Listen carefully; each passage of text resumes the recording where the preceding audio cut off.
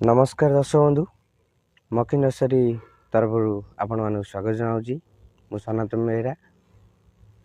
आम सब किछि किछि गछ बिकी था किंतु जानी न था ता भितर केतल केमिति गछ भितर फल हो जाए।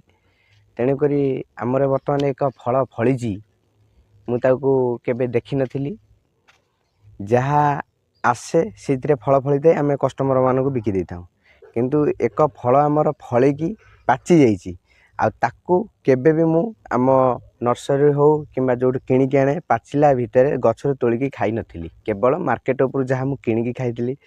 बर्तमान आम नर्सरी से गछ रे फल पाची जाइए। मु देखौची मिठा चेरीकोली गछ।